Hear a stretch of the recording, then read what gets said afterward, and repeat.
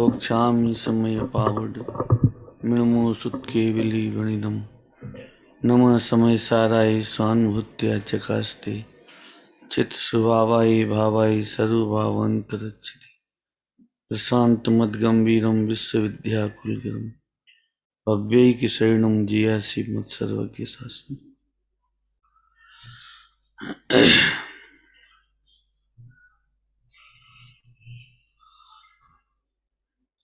भगवत आचार्य कुंद कुंद देव द्वारा प्रणीत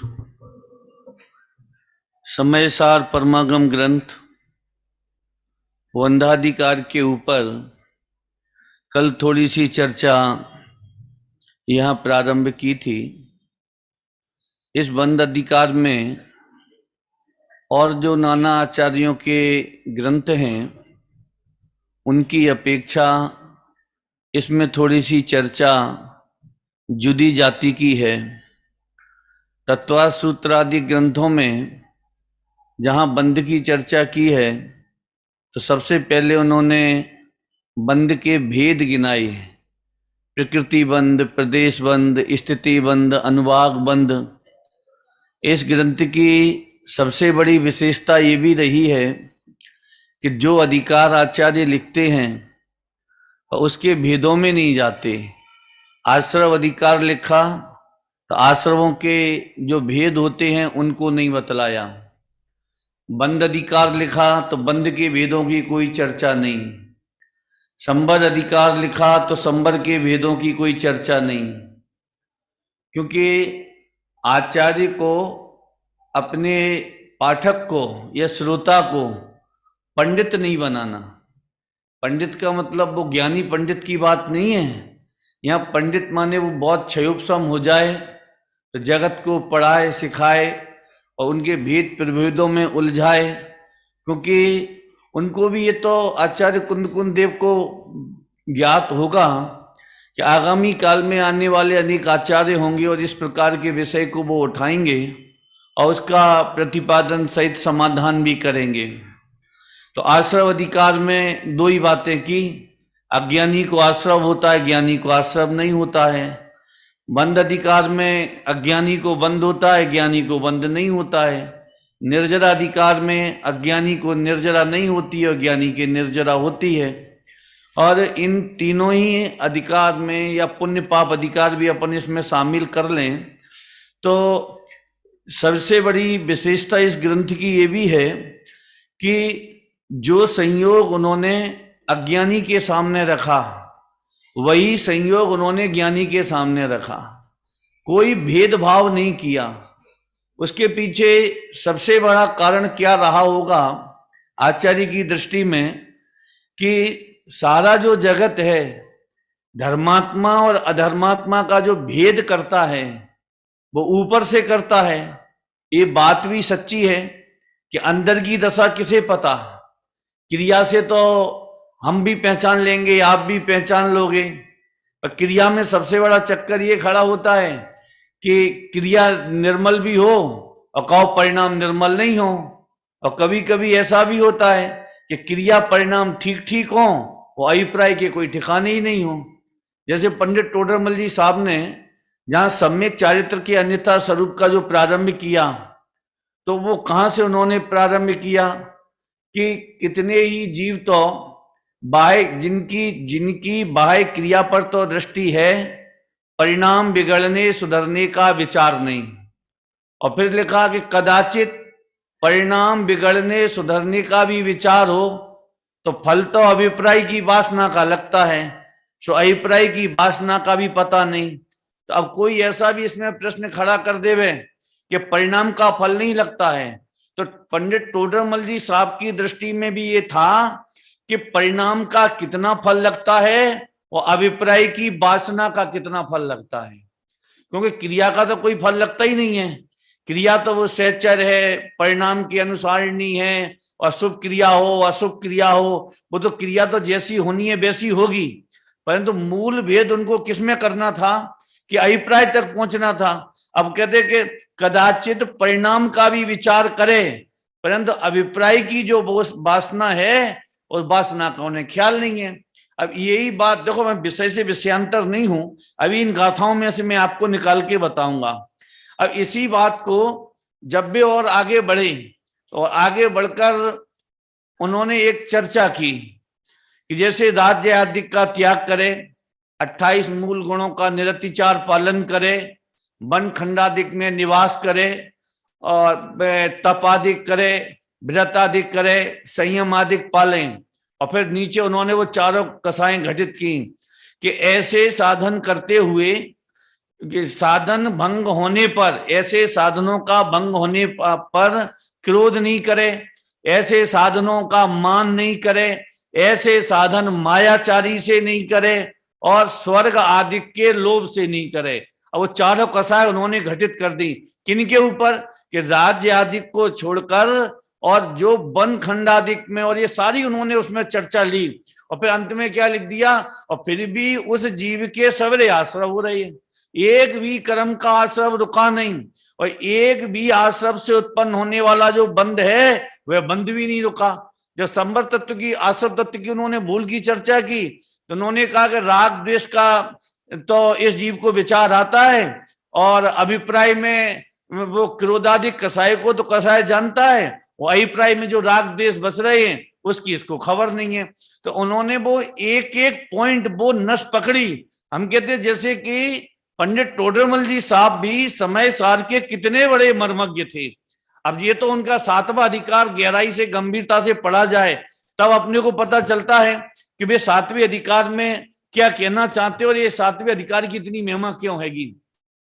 गुरुदेव ने भी ये 7वें अधिकार को पूरा ही पढ़ा होगा, ऐसा थोड़ी पहला दूसरा चौथा पांचवा छठवां अधिकार नहीं पढ़ा, पर जो उन्होंने हैंड राइटिंग में अपने हाथ से लिखा वो 7वां अधिकार था। क्योंकि गुरुदेव की दृष्टि में भी जो अभिप्राय की जो भूल थी वो कितनी जबरदस्त, उनके भी मतलब ज्ञान पे चढ़ के बोलती थी। जब अपन प्रवचन सुनते ना, तुम ये करो, व्रत करो, उपवास करो, परंतु इससे क्या कार्य की सिद्धि होने वाली है, अंदर का जो अज्ञान है वो तो पूरा का पूरा सुरक्षित बना रहता है, ऊपर से क्रिया में परिवर्तन आ जाए, परिणामों में परिवर्तन आ जाए। अब वही सारी बातें तो अपन ने कल जो 5 गाथाओं का वंचन किया वो उसमें भी तो यही कह रहे हैं कि बंध किसको होता है। और यहाँ भी बंध की कोई बात नहीं है कि प्रकृति बंध, प्रदेश बंध, के स्थिति बंध, के अनुभाग बंध और इनके उत्तर बंधों की चर्चा, तो ऐसी भी उन्होंने कोई चर्चा नहीं की। उन्होंने तो एक सीधा सा दृष्टांत दिया। और ये बात भी समझ लेना कि ये स्टार्टिंग की जो 10 गाथाएं हैं, अगर ये 10 गाथाएं अपनी बहुत अच्छे से समझ में आ गई तो आप ये मान के चलना कि पूरा बंध अधिकार आपकी समझ में आ जाएगा। क्योंकि जो मूल मुद्दे की बात है वो तो उन्होंने 10 गाथाओं में की, जिसमें 5 गाथाओं में उन्होंने अज्ञानी की चर्चा की है जो कल अपन ने वांचन की थी, और 5 गाथाओं में उन्होंने ज्ञानी की बात की है कि सम्यक दृष्टि को बंध क्यों नहीं होता और मिथ्या दृष्टि को बंध क्यों होता है। अब ये सारी बात अपने हृदय पे हाथ रखकर अपन यहाँ विचार करके देखें कि यहाँ तो हम और आपके सबके कर्म बहुत कम बंध रहे हैं, क्योंकि व्यापार नहीं है, धंधा नहीं है। बहुत से ऐसे भी महापुरुष होंगे कि जिन्होंने अपने मोबाइलों का स्विच ऑफ कर दिया होगा, बात करना बंद कर दी होगी, और कोई घर गृहस्थी के 5 प्रकार के पापों के, भोगों के कोई विकल्प नहीं, सब ब्रह्मचर्य से यहाँ बैठे हैं। तो यहाँ के वर्तमान के वातावरण से और जहां अपन घर पे रहते हैं उसके वातावरण, देखो शुभ अशुभ का फर्क तो हो सकता है और तीव्र और मंद का भी फर्क हो सकता है। हम इसकी बात नहीं कर रहे, क्या कहा, शुभ अशुभ का भी फर्क हो सकता है, तीव्र मंद का भी फर्क हो सकता है, परंतु यहाँ ना तो वो तीव्र और मंदता की बात कर रहे हैं और ना यहाँ पर वो शुभ और अशुभ की बात कर रहे हैं।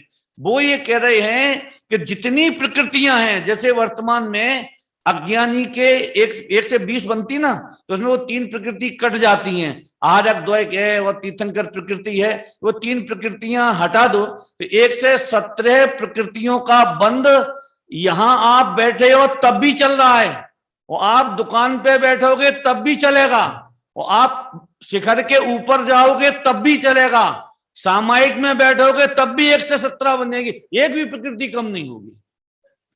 तो फिर हम कर क्या रहे इतने दिनों से। अगर ये भी तो मन में एक प्रश्न तो खड़ा हो गए कि हम गलती कहां कर रहे हैं कि प्रकृति एक भी कम हो नहीं रही हमारी, और हम अपना धर्म निरंतर बढ़ाते चले जा रहे हैं। अब वो कौन सा तुम धर्म बढ़ा रहे हो, उस धर्म की छटनी ये बंद अधिकार में की है, इसमें भी नहीं, निर्जरा में भी की है। मनीष भैया चलाएंगे तो उसमें भी किन किन की निर्जरा होती है कि देखो साहब ये सब देखो, ये सब खेल रहे हैं, खा रहे हैं, कूद रहे हैं, फिर रहे हैं, इनके तो निर्जरा हो रही है, और जो सामायिक में बैठे हैं, व्रत ले रहे हैं, उपवास ले रहे हैं, और इन सबके बंद हो रहा है। क्योंकि हमारी आंखों पर जो एक बहाई की या व्यवहार का जो चश्मा चढ़ा है, वो चश्मा धुंधला भी नहीं होता, उतरने की बात तो बहुत दूर है। और जब तक वो चश्मा उतरेगा नहीं, तब तक ये वस्तु का स्वरूप अपने ख्याल में आएगा नहीं। जैसे गुरुदेव एक बात कहते कि जैन दर्शन कोई जाति नहीं, कोई संप्रदाय नहीं, तो वस्तु का स्वरूप है। और हम कैसे जैन हैं, हम कैसे श्रावक हैं कि हमको ही वस्तु के स्वरूप का ज्ञान नहीं है, वस्तु के स्वरूप का पता नहीं है। अच्छा, अपन जब भी धर्म की बात होती, कोई जरा सी गुस्सा करे, अरे कितने कर्म बांध रहे, कितने कर्म बांध रहे, अरे उतने ही बांध रहे जितने तुम बांध रहे थे। क्या कहा, वो कर्म कहां से कम बंद होना शुरू होते हैं, जब सम्यक दर्शन होता है और 41 प्रकृतियां, पूरा एक जो लॉट होता है, एक जत्था होता है, वो पूरा लॉट इकट्ठा बंद होता है। उससे पहले एक प्रकृति का बंद कम नहीं होता है। जिसे देखो वो थोड़ा गलत काम, हम उसको जो गलत कर रहे हैं, हम उनकी प्रशंसा नहीं कर रहे हैं, परंतु जो तुम वो गलत नहीं कर रहे हो और तुम भ्रम से अपने को जो धर्मात्मा बैठे हो, तो वो जो धर्मात्मा की बुद्धि खुद के भीतर बैठी है, हम उसकी चर्चा कर रहे हैं। ये भ्रम में कितनी बड़ी ताकत है। इसमें एक आगे कलश है अध्यवसान, क्योंकि यहां पर जैसे मिथ्या दृष्टि कहेंगे, आगे उसको बस 5 गाथाएं और पलटने के बाद अध्यवसान से वो प्रारंभ कर देंगे। तो वहां उसका जो अनुवाद जो बनारसी दास जी ने किया, वो बहुत गजब का किया। उन्होंने किया, अहम बुद्धि मिथ्या दशा धरे सुमिथ्या बंत विकल भयो संसार में करे बिलाप अनंत। अब बिलाप शब्द का अर्थ समझते हो? बिलाप माने क्या होता है? ये बिलखना, बिलाप माने बिलखना, बिलखना माने तड़पना। अब संसार में कहां तड़प रहा ये, अब वो उन्होंने ऐसा भेद नहीं किया कि नरक में तड़पता है कि वो स्वर्ग में तड़पता है, कहां तड़पता है। अरे वो अभी तो हमको ये बातें 4 संयोगों की जो अनुकूलता है ना, अभी तो ये केवल बहुतों को तो सुननी नहीं है और सुनना चाहते भी नहीं है, वो अच्छी लगती भी नहीं है। क्योंकि जब ये कहते हैं कि भाई ये वस्तु का स्वरूप समझो, ये इस प्रकार की चर्चा समझो, तो उनके तो पल्ले पड़ती ही नहीं है। क्योंकि अज्ञानता की सचमुच में ऐसी कोई अगम महिमा है कि अज्ञानता की तीव्रता में ये तत्व ज्ञान समझ में आता भी नहीं है। वे कितने अपने आचार्यों ने और विद्वानों ने कितना लिखा है कि मोह की तीव्रता हो, मोह की तीव्रता हो, देखो तो हो सकता है जिनवाणी सुनने आ जाए पर समझ में नहीं आएगी। कसाई की तीव्रता होगी तो सुनने ही नहीं आएगा। क्या कहा कि कसाई की तीव्रता हो तो जिनवाणी सुनने नहीं आए, और कसाई की मंदता हो और मोह की तीव्रता हो तो जो हम कह रहे हैं वो समझ में ही नहीं आएगा। फिर कभी कभी लोग कह देते ना कि साहब वो सुनते तो है पर समझ में कुछ नहीं आती। अरे कुछ नहीं आती, कुछ आएगी भी नहीं है। दादा एक दृष्टांत देते अशोकनगर का। वो कहते कि पहली या दूसरी बात सोनगढ़ में वो किसी अपने मित्र को ले गए होंगे अशोकनगर से, तो वो बड़ी बड़ी मूछों वाला उनके साथ में वो व्यक्ति था। तो वो गुरुदेव के प्रवचन में बैठा, तो गुरुदेव तो अपनी टोन में प्रवचन कर ही रहे थे, तो बैठा रहा। तो उनके बाद में कहते पंडित जी वो मेरी समझ में नहीं आता ये क्या कहते हैं। दूसरे दिन फिर उन्होंने पूछा क्यों, कुछ समझ में आया? कि मेरी समझ में आते नहीं, पता नहीं ये क्या कह रहे हैं। तो दादा बोले कि आज मैं ये देखूंगा कि इसकी समझ में क्यों नहीं आता। तो प्रवचन में बैठा, तो प्रवचन में बैठे बैठे यूं मूछे जो डाकुओं जैसी होती ना, यूं यूं यूं ऐठा लगा रहा बैठा बैठा। तो बाद में उन्होंने कहा कि तुम्हारी समझ में कभी नहीं आएगा। क्यों नहीं आएगा? कि तुम्हारा उपयोग तुम्हारी मूछें खा रही बैठी बैठी, और जिस दिन तुम मूछ अपनी मुड़वा दोगे, कटवा दोगे, उसी दिन तुम्हें ये समय सार समझ में आने लगेगा। तो दूसरे दिन बिल्कुल मुछमुंडा हो गया, पूरा कटवा दी। तो अपने आप प्रवचन के बाद ये बोला कि आज पूरा प्रवचन समझ में आ गया। मतलब मेरे कहने का तात्पर्य केवल इसमें इतना सा है कि जरासी अगर उपयोग में सल बैठी हो तो गुरुदेव की तो क्या तीर्थंकर भी साक्षात आके वाणी समझावे और तो भी समझ में नहीं आएगी, क्योंकि उपयोग निरंतर वही टचिंग करता रहेगा, तुम्हें आगे बढ़ने ही नहीं देगा वो। तो वो कहते अहम बुद्धि मिथ्या दशा धरे सो मिथ्यावंत, कि जिसके अंदर में अहम बुद्धि है, अहम बुद्धि माने यही मैं हूं, वो जो कल चिकनाई वाली बात की थी ना, ये चिकनाई है। ये जो तेल मर्दन करके और वो जो व्यायाम करता है कहां पर, धूल भरे क्षेत्र में, और वो कदली घाट वगैरह और ये सब उठापटक करे तो बहुत सारे मिट्टी से चिपक जाता है। तो ये तो उन्होंने दृष्टांत दे दिया, बल्कि इस दृष्टांत को अपन ऐसा भी ले सकते हैं कि वो व्यक्ति जहां भी जाएगा वहां उसके गारंटी से मिट्टी चिपकेगी, जहां भी जाएगा। ये कोई जरूरी नहीं है कि साहब उसी अखाड़े में लड़ाई लड़े, वो जहां भी। क्यों ये बात मैं क्यों कहना चाहता हूं कि अज्ञान मिश्रित जो जीव है, जिसके उपयोग में रागादि में एकत्व बुद्धि है, वो चारों गतियों में कहीं भी जाएगा, सब जगह चुपकेगा कर्म। क्यों चुपकेगा कर्म? क्योंकि कर्म तो सिद्धालय में भी है, ऊर्ध्वलोक में भी है, कर्म मध्यलोक में भी है और कर्म अधोलोक में भी है। बोलो कारमान बरगणाएं कहां नहीं है इस विश्व में, सभी जगह हैं। हम ये सोचते हैं कि शिखर जी में कर्म थोड़े कम हैं और घर में कर्म ने ज्यादा हैं। क्यों? ये क्षेत्र से भागने में भी धर्म नहीं होगा। आज लोग भागम भाग प्रतियोगिता भी बहुत चल रही है। क्या कहा कि इस क्षेत्र में बहुत कर्म बनते, इस क्षेत्र में कर्म नहीं बनते। अरे लोग बाग तो काल तक की बातें करने लगते। अरे साहब अब क्या कहें, क्यों कि कहां वो चौथा काल और कहां ये पंचम काल। ये बातें सब हम इसलिए कह रहे हैं कि हमारे ज्ञान में जो ये बात बैठी है बहुत अच्छे से, कौन सी, कि साहब चौथे काल होता तो कल्याण हो जाता और पंचम काल है इसलिए रखड़ रहे हम। ऐसा भी नहीं है। ये कर्म बंधने में, मिथ्यात्व विद्यमान देने में, इसमें क्षेत्र भी बाधक नहीं, इसमें काल भी बाधक नहीं। ये द्रव्य क्षेत्र काल भाव आप सभी जगह लगा लेना कि ये एक भी बाधक नहीं है। अरे इसके संबद्ध अधिकार में तात्पर्य वृत्ति में, तात्पर्य वृत्ति मतलब जो जैसन स्वामी ने टीका लिखी है, तो उसके संबद्ध अधिकार में उन्होंने 2 गाथाएं लिखी और उन गाथाओं में इतना बढ़िया प्रतिपादन निरूपण किया है कि उन्होंने ऐसा लिखा कि तुम काय को रोते हो कि तीर्थंकर नहीं है, तीर्थंकर नहीं है, केवली नहीं है, केवली नहीं है। तुम तो हमें ये बताओ कि अगर तुम समो शरण में होते, तीर्थंकर के पास होते, तब भी तीर्थंकर तुम्हें आत्मा घोंट के तो नहीं पिला देते, हाथ पे रख के तो आत्मा नहीं बताते। आखिर बेबी तो तुम्हें आत्मा समझाते ही तो वही तो हम तुम्हें समझा रहे हैं। तो कम से कम तुम अपना रोना तो बंद करो। आज जिससे भी कहो अरे साहब विदेश क्षेत्र में होते तो, अरे देखो जिसको आत्म कल्याण करना हो उसे विदेश क्षेत्र और चौथे काल की कभी अंतरंग में अभिलाषा नहीं होती है। अरे जिसे कल्याण करना हो और यथार्थ सच्ची वीतराग वाणी जिसको मिल गई हो, क्या कहा, अब उसे काल का इंतजार करेगा कि किसी व्यक्ति का इंतजार करेगा?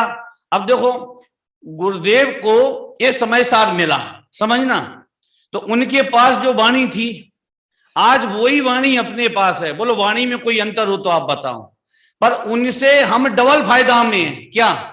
कि उनको तो कोई बतलाने वाले नहीं थे, हमको तो बतलाने वाले, कुंद कुंद की वाणी भी मिली और हमको बतलाने वाले भी मिले, तो हमको तो डबल फायदा हुआ। अब काय को रोते हो कि ये नहीं था, ये कह के हम अपने प्रमाद का पोषण करते हैं कि साहब तुम ये काम क्यों नहीं कर रहे। क्या करे साहब, कोई केवली नहीं है, क्या करे साहब, वर्तमान में कोई ज्ञानी दिखाई नहीं देता है। बहुत से लोग तो इसीलिए पढ़ना सुनना और बंद कर देते हैं। क्यों? कि वो कोई सम्यक दृष्टि नहीं है, कोई ज्ञानी नहीं है, हम तो ज्ञानी की सुनेंगे, हम तो इनकी सुनेंगे। अरे ये भी जो अपन जो पढ़ रही है ना, ये भी तो सब ज्ञानी के ही वचन पढ़ रही है। कौन अपने मन के वचन बोल रहे हैं यहाँ पे? तो वो जो एक अंदर में जो प्रमाद रूप जो प्रवर्तन है, अरे जब आप ये क्यों नहीं विचार करते कि इस गाथा समय सार का जो मंगलाचरण है और मंगलाचरण की जो पहली गाथा है, कि बंदित्व सर्व सिद्धे, इसकी टीका में अमृतचंद आचार्य देव ने एक बहुत ही महत्वपूर्ण वाक्य लिखा। क्या लिखा? यह अरहत प्रवचन का अवयव है। इसका मतलब क्या है? यह अरहत प्रवचन का अवयव है। इसका मतलब क्या हुआ कि अवयव समझते हो? अवयव माने अंग, हिस्सा, पार्ट। तो कहते ये जो समय सार की जो गाथाएं हैं, जो इसका एक एक शब्द है, आज तो सच में सुबह कितना उल्लास आ रहा था। ये जो अपना पीछे जो जिसका ये उद्घाटन हुआ ना सवेरे, और बड़े से बड़े लोग कैसे मगन थे, अंदर में एक ही उत्साह था। किस चीज का उत्साह था? कि आज देखो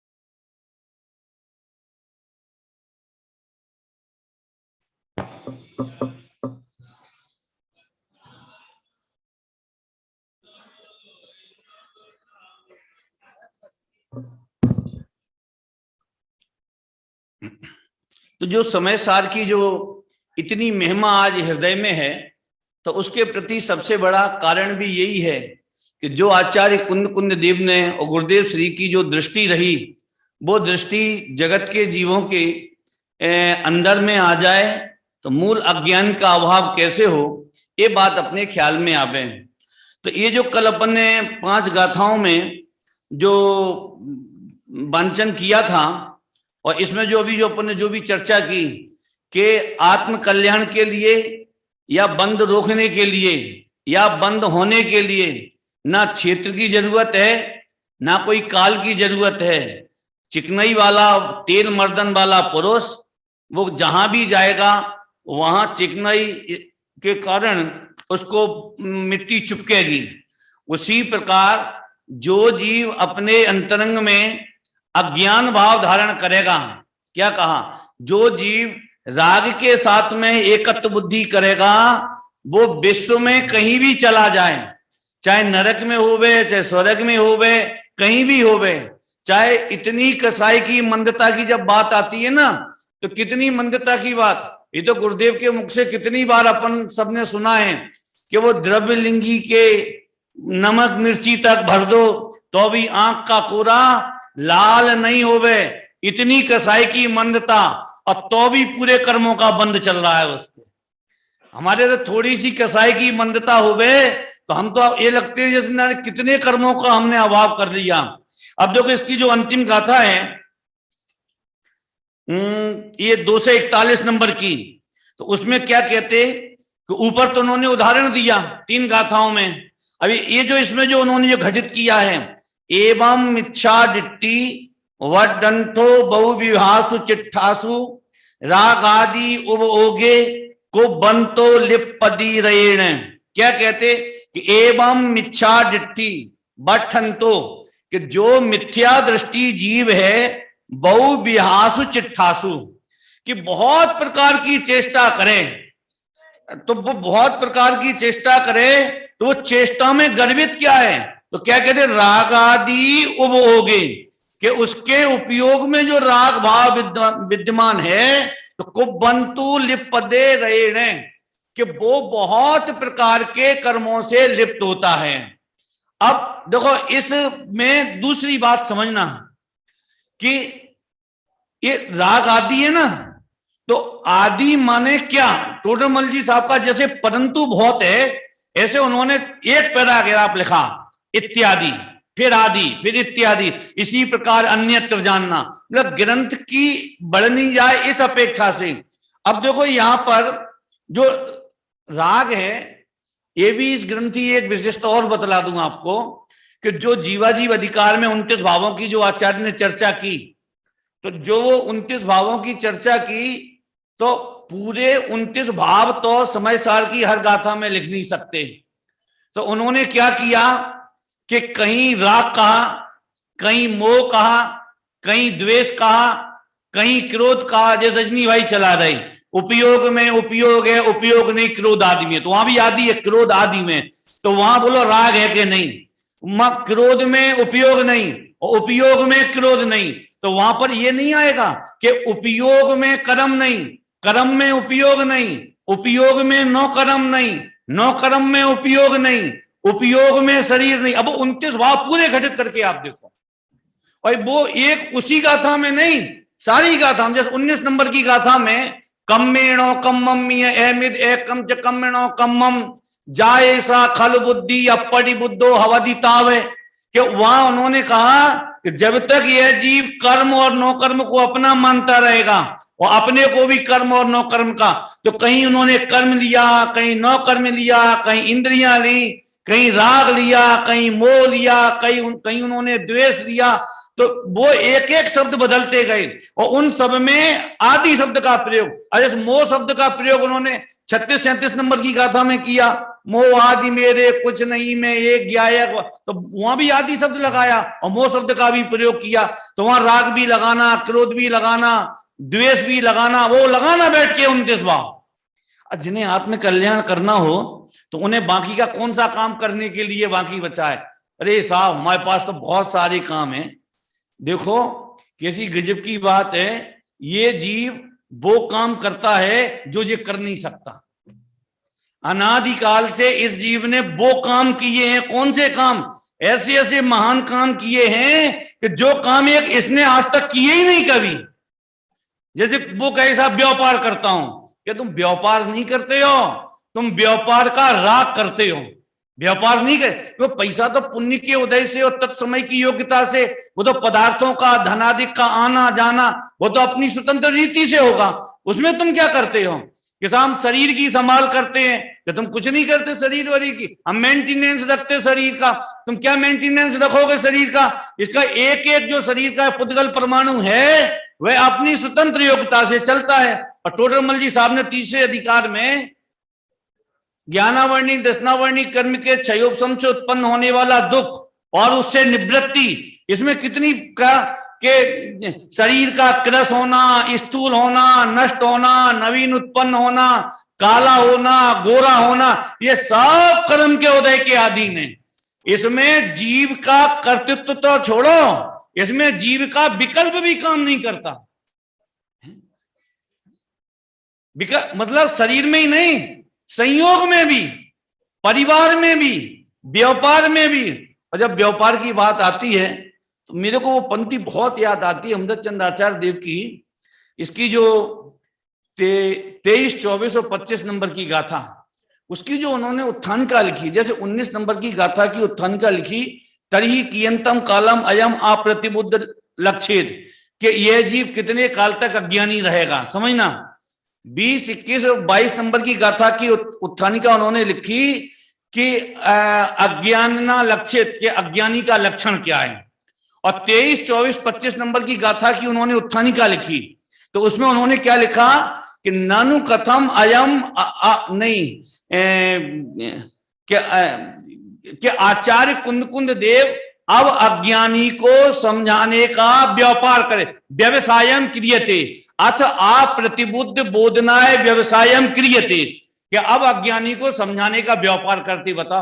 व्यापार आप भी करते हो, व्यापार जगत करता है, और कुंद कुंद स्वामी भी व्यापार करते। वो काय का व्यापार कर रहे, ये हम नहीं कर रहे, ये तो उत्थान का उन्होंने लिखा संस्कृत में कि अथ अप्रतिबुद्ध, आप प्रतिबुद्ध माने अज्ञानी, कि अथ अप्रतिबुद्ध बोधनाय माने ज्ञान प्राप्ति के लिए व्यवसायम क्रियते, कि अब अज्ञानी को समझाने का व्यापार करते हैं।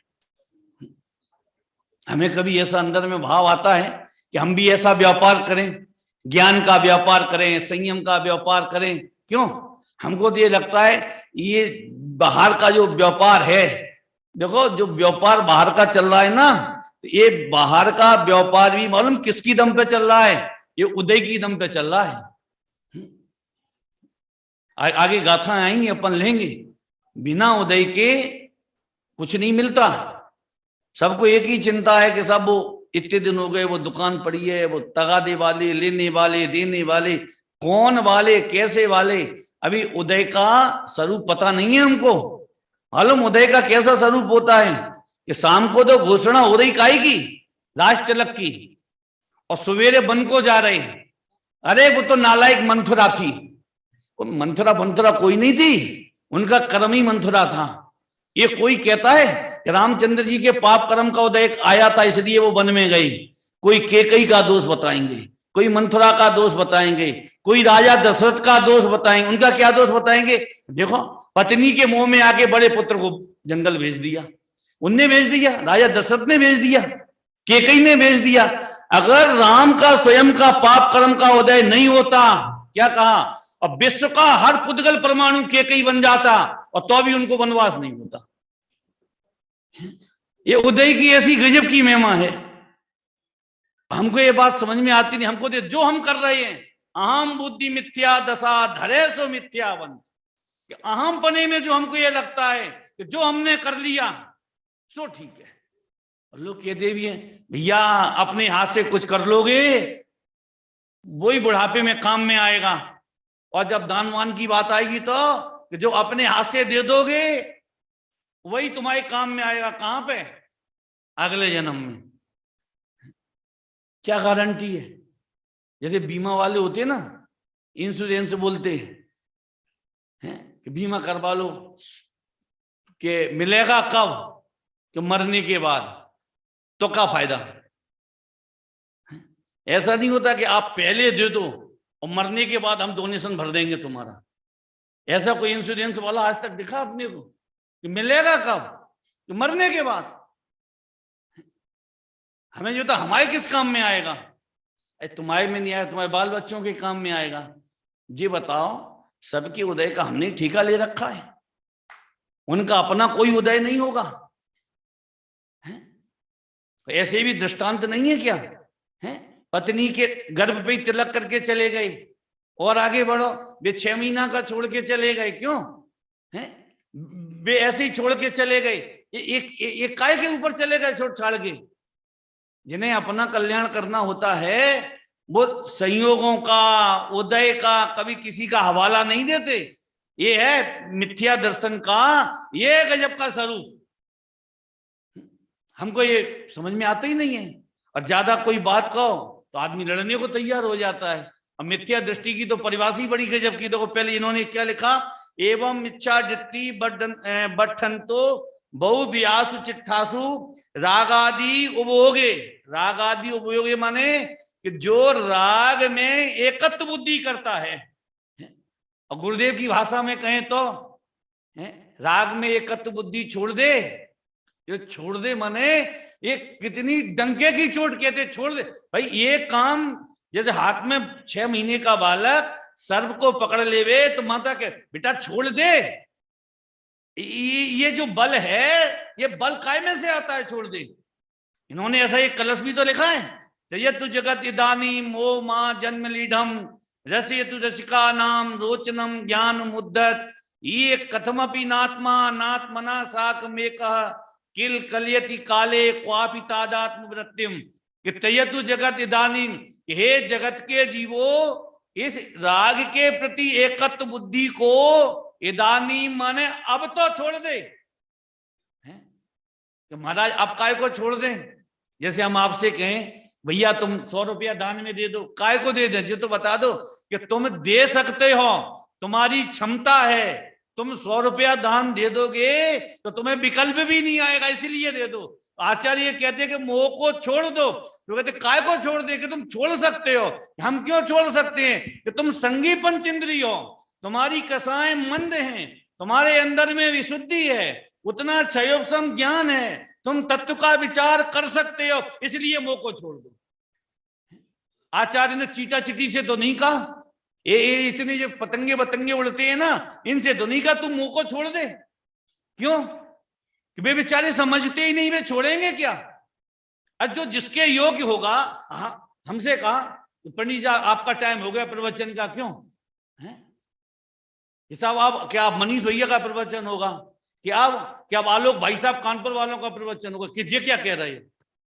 हमारा नाम काहे को ले दिया? हम क्या कर पाते हैं? हम क्या बोल पाएंगे? तो जो व्यक्ति जो काम कर लेगा तो नाम तो उसी का लिया जाएगा। तो आचार्य कहते तू संगी पंचेंद्रिय है, बीतरागी देवगुरु धर्म का समागम मिला है, कसाई की मंदता है, अनुकूल वातावरण है, क्या कहा योग्य सारे, टोडरमल जी साहब ने जो लिखा ना कि अब सर्वोर से निमित्त मिले हैं, इसलिए तुम मोह को छोड़ दो। क्यों मोह? कौन सा निमित्त बाकी बताओ? 5 इंद्रियां में कौन सी इंद्री नहीं है हमारे पास? देवगुरु धर्म में कौन किसका अभाव है हमारे पास? क्षयोपशम ज्ञान में कौन सी कमी है हमारे में? और फिर भी नहीं छोड़े तो तेरे अभाग्य की महिमा हमसे तो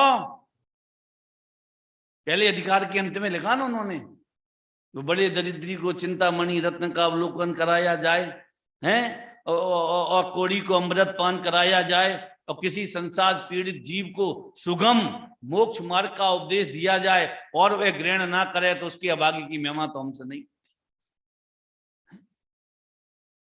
सबसे पहली बात यह है कि हमको ये अंदर में लगना चाहिए कि हम संयोगों की प्रतिकूलता के कारण दुखी नहीं है, हम अपने विकारी भावों के कारण दुखी हैं। जब तक ये बात नहीं आएगी तब तक संयोगाधीन जो दृष्टि है वह टूटेगी नहीं हमारी, और जब तक संयोगाधीन दृष्टि नहीं टूटेगी तब तक संयोगाधीन जो भाव उत्पन्न होते हैं वे भाव, ये मिथ्या दृष्टि वाले ये भाव भी हमारे नहीं रुकेंगे।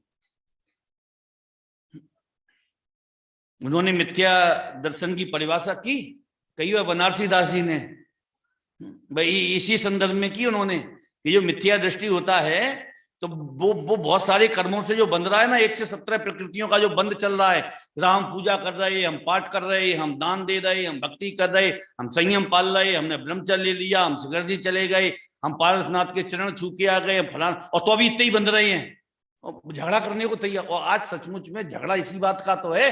बोलो आज सारे देश में बोलो झगड़ा किस बात का है? धर्म न जानत बखानत भरम रूप, ठोर ठोर ठानत लड़ाई पक्षपात की, भूलियो अभिमान में न पांव धरे धरनी में, हृदय में करनी विचारे उत्पात की, फिरे डमाडोल सो कर्म के कलोलन में, है रही अवस्था बगुले जैसे पात की, जाकी छाती ताती कुटिल कोवाती, ऐसे ब्रह्म घाती मिथ्यात्वी महापात की। कि धर्म न जानत बखानत भरम रूप, ये धर्म का तो स्वरूप जानता ही नहीं है, ये अभिप्राय की जो अंदर में भूल बैठी है उसकी तो इसको खबर ही नहीं है।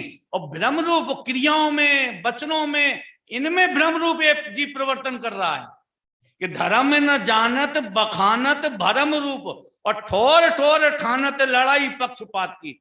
ज्यादा हो तो तुम लड़ लो, और ज्यादा है तुम वाद विवाद कर लो, तुम शास्त्रार्थ कर लो, अगर तुम समाजसार भाई साहब लेके आओगे तो हम भी धवला लेके आएंगे, लड़ लो। और गुरुदेव क्या कहते हैं? बापू वाद विवाद कहीं पार पड़े न थी, वाद विवाद से क्या पार पड़ने वाला है? कल्याण तो हमें अपना करना है ना, हमें तो झगड़ा नहीं करना।